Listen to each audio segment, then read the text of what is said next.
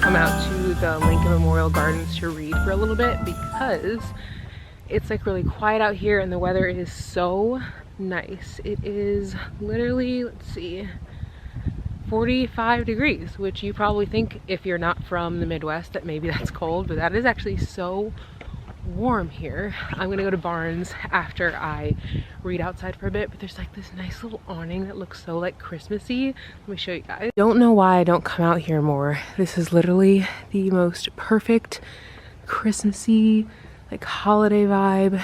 So I'm just gonna sit here and read for a bit and then we will head over to Barnes. It's Christmas time. I feel sad, I can't help it. Got you on my mind. I don't know how to cope this, because it's Christmas time and I need you around, darling. So come home, so come. You keep me up all night. I try to figure this out, 'cause you left something for me under the Christmas tree. So baby, come home tonight and let me hold you real tight, 'cause it's Christmas time.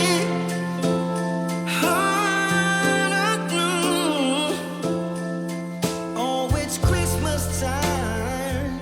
Came into Barnes to look for some Christmas books and I'm actually having a hard time finding any Christmas books that I want to bring home. I did want to bring this book home because it's by Christina Lauren and she wrote one of the only books that I've ever given like a perfect, absolute perfect score, Love in Other Words. So I think I'm going to bring this home. I don't even know what it's about, but I loved her other book so much, and I also loved the Unhoneymooners. This was a really cute book, and she also wrote that, so I feel like, oh, here's the book that I loved and gave the absolute perfect score. So I feel like if she wrote two books that I'm like obsessed with, then I feel like I will probably like this one too. I don't know what it's about, but I'll tell you guys what it's about whenever I get in the car. I look at this book every time I come in, and I've been looking at it all year, and today is the day I'm gonna buy it because I've heard good things, and it's definitely a Christmas book. It's obviously set in December, and it just looks like it would be a really good book. I've also heard that Daisy Jones and the Six is really good, but I've read two of Taylor Jenkins Reid's books, and I don't really like them. But I feel like this might be a little bit different because it's set in like, I forget when it's set. It's like back in the day at some point. And it's set like you're reading about someone being interviewed. So I might get that, but I'm definitely bringing this one home. I'm back in the car and I got lots of books. And one thing that I love about a small town is everywhere I go, if I go somewhere pretty frequently, like I almost always know like someone that is there. And when I was in Barnes & Noble, the lady who was checking out all the books that I got, she was the person who signed me up for the Barnes & Noble like little member card thing. She's like, oh, it's so good to see your beautiful smile. Like, how's your, day going? How have the holidays been for you? Do you have a lot of shopping left? And granted, this town isn't like super small. Like, I mean, there's definitely smaller towns for sure, but in relation to like Chicago, there's like, I think like 3 million people there or something, and we have like 100,000 here, or like a little less, and a lot of it is like surrounding like farming community and stuff. And so I don't know, it just feels very like quaint, and I really love that. And I think I used to hate that when I was little, because I was like, oh, like everywhere I go, like I'm gonna like know someone, they're gonna be like asking about my parents and stuff. But now as an adult, it's definitely a different feeling. It feels very homey. Anyway, I ended up spending like $70 on books, and it is crazy like how expensive books are, but I mean, I just have to have them. Because I spent over $50, I got a book journal, which is so freaking cool. It says my book journal on the front, and then it says that it's like a diary for all the books that you read in the year. So I think I'm gonna start this in the new year maybe, so I can just like write everything that I read throughout the year. You write all the book titles in it, and then each page has like the title of the book, the start date, the finish date, the publisher, and then you give like a little review. And yeah, so if I end up liking this in the new year, I might start a Goodreads. You guys have been trying to get me to add to my Goodreads, or add to a Goodreads, but I don't know. It feels like a lot of work to make a Goodreads account. But I got some Christmas books, and I also got some books that are not Christmas. I'm going to show you guys the Christmas books first, and then when we go home, I'm actually going to decorate my bookshelf. I've been wanting to do that for so long, and it's completely empty. So let me show you the first book. I got the In a Holidays by Christina Lauren, and this book is about a girl who pretty much, it seems like she doesn't like Christmas. It says it's the most wonderful time of the year, but not for Maylin Jones. She's living with her parents, hates her going nowhere job, and has just made a romantic error of epic proportions. But perhaps worst of all, this is the last Christmas May will be at her favorite place in the world, the snowy Utah cabin where she and her family have spent the holidays every year since she was born, along with 2 other beloved families. Mentally melting down as she drives away from the cabin for the final time, May throws out what she thinks is a simple plea to the universe: please show me what will make me happy. Next thing she knows, tires screech and metal collides, everything goes black, and when May gasps awake, she's on an airplane bound for Utah, where she begins the same holiday all over again, with one hilarious disaster after another sending her back to the plane. May must figure out how to break free of the strange time loop and finally get her true love under the mistletoe. I feel like this would be a good book for a movie, like a Christmas movie, like a Hallmark vibe, and I love this author, so I feel like I'm really gonna like this book. 2 of her books that I've read, The Unhoneymooners and Love in Other Words, are books that I really, really loved and gave like a really high score. The second book that I got is this book it's called One Day in December, and I've actually looked at it so many times throughout the year, and I've never purchased it because I told myself I was going to buy it for Christmas. And this was actually a New York Times bestseller, and it says Laurie is pretty sure love at first sight doesn't exist anywhere but in the movies. But then, through a misted up bus window, one snowy December day, she sees a man who she knows instantly is the one. Their eyes meet, there's a moment of pure magic, and then the bus drives away. Certainly they're fated to find each other again. Laurie spends a year scanning every bus stop and cafe in London for him, but she doesn't find him, at least not when it matters. Instead, they reunite at a Christmas party when her best friend Sarah giddily introduces her new boyfriend to Laurie, and it's Jack, the man from the bus. It would be. What follows for Laurie, Sarah, and Jack is 10 years of friendship, heartbreak, missed opportunities, roads not taken, and destinies reconsidered. One Day in December is a joyous, heartwarming, and immensely moving love story to escape in, and a reminder that fate takes an inexplicable turn along the route to happiness. I just thought that this sounded so cute. And I like books that have like a long time period because I feel like I really get to know the characters really well. Reese Witherspoon wrote that it was a great book, and so did US Weekly, Bustle, Pop Sugar. So lots of good recs, and then they gave me a ton of bookmarks in here, which is cool. I love when they give me bookmarks because I lose a lot of mine. The next book that I got is one that I've actually shown you guys, but I've never read for myself, and it is Get a Life, Chloe Brown. And it's about a girl who it says on the back, Chloe Brown is a chronically ill computer geek with a plan, a goal, and a list. And she pretty much has, it says, after almost but not quite dying, she's come up with 7 directives to help her get a life. And the items are: enjoy a drunken night out, ride a motorcycle, go camping, have meaningless but thoroughly enjoyable sex, travel the world with nothing but hand luggage, and do something bad.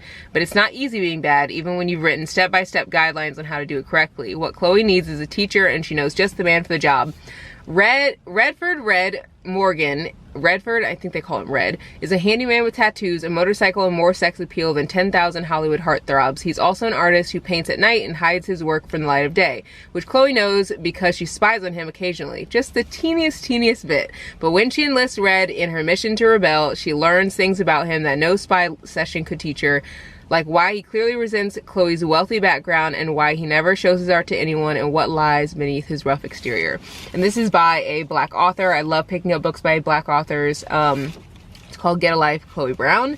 And the last book that I got is by Colleen freaking Hoover, and this book is a book that is it's like the point of view from a guy, and it's from, what's his name? Dean Holder. So Hopeless was actually my first Colleen Hoover book. I read it in 2013, became obsessed with her writing. I had one of my friends read it. I was like, it's so, so good. Literally obsessed. And I kind of have wanted to read Hopeless again, but there's so many new good books that I just can't bring myself to do it.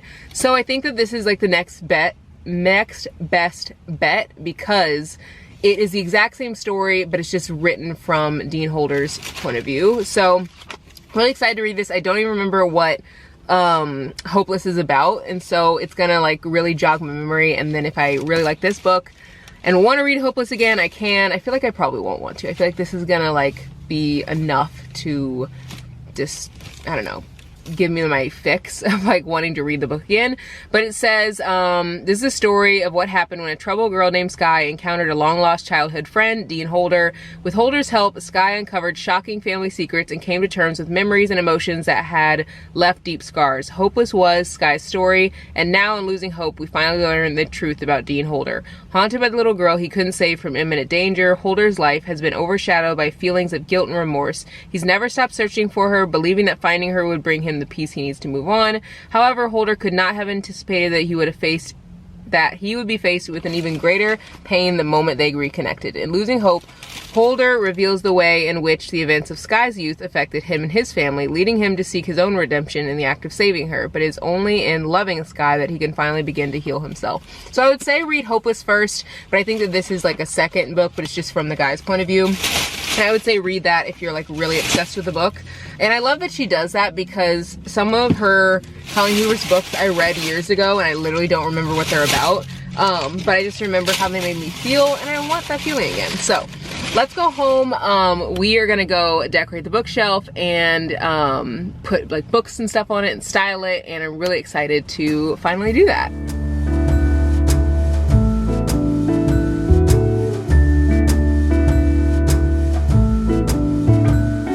Come joining us all, the feeling is here today.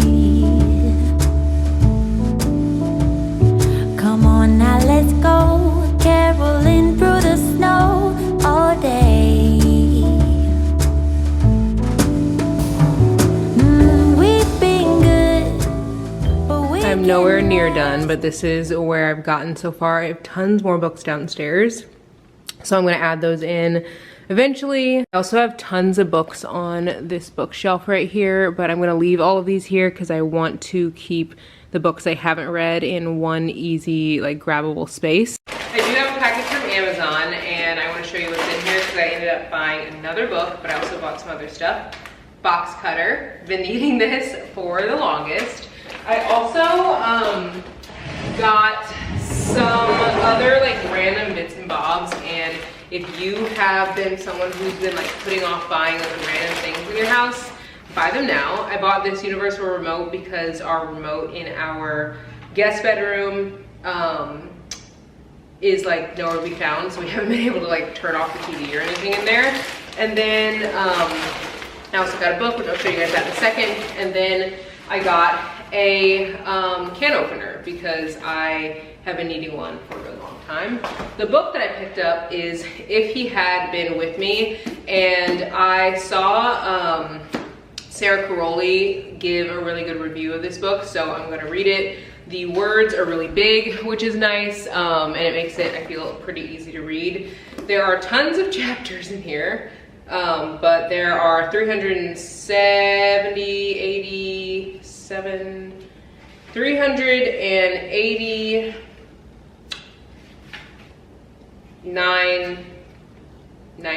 391 pages, and this book is supposed to be a really good romance. It says, if he had been with me, everything would have been different. Autumn and Finn used to be inseparable, but then something changed, or they changed. Now they do their best to ignore each other. Autumn has her boyfriend Jamie and her close-knit group of friends.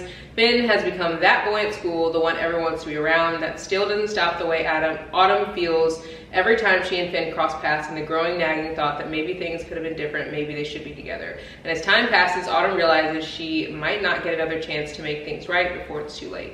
So I bought this book, I'm gonna put it on my shelf, and I'm getting ready to head out to go do a little like pottery, not pottery, but like pottery painting.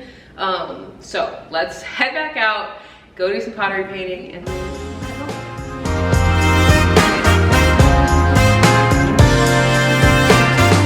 Very Merry Christmas we'll have this year.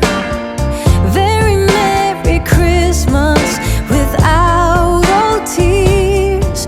Every night, every day is a happy holiday.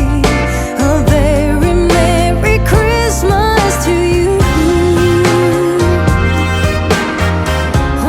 Just walked through the door and I want to show you my beautiful masterpiece. I feel like the bookshelf is coming along. It's not done by any means, but I kind of have like books on one side, and then there's like some kind of like pot or plant or something, and then I have the same thing down here, and then down here it's kind of the same thing, but I just definitely need to add more books, stuff in the pot. I'm gonna move it around a bit, but this is kind of what we have so far.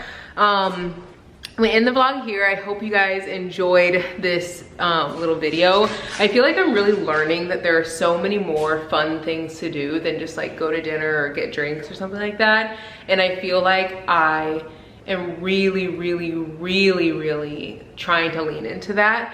I love reading, and I feel like more often than not when I'm out and like eating dinner or getting drinks or something, I want to be home and like reading. But when I do things that are unique or different, like tonight when we went and like painted ceramics, I was like not ready to go home. Like I could have stayed there longer and like painted longer. They just closed at 7. So I guess that's hopefully a reminder to you that like you can broaden your horizons and do more cool and unique things. You just have to think outside the box. And like we just a couple days ago had, or however long ago, we had like the bookmark painting party. I painted pumpkins with friends outside. You know, we painted ceramics today. I feel like there's a lot of fun around painting. But there's also so many other things. Like when Taylor a while back, we like created mood boards, and we took magazines and like cut up tons of pictures and put them on like a really cool like piece of paper that we could keep, and it was just kind of like a mood board of like our vibe. Mine was obviously very like country like kind of esque, and I don't know, I just want to do more things like that. So I'm trying to be creative and think of things. I'm gonna make a list and share it on Instagram at some point, so definitely follow me there, because I feel like it's hard to think of things, and when I think of them I'm like, oh my god, I want to do this again. So yeah, I'm gonna end the vlog here. I hope you guys enjoyed, and I'll see you guys tomorrow in the next one. Bye guys.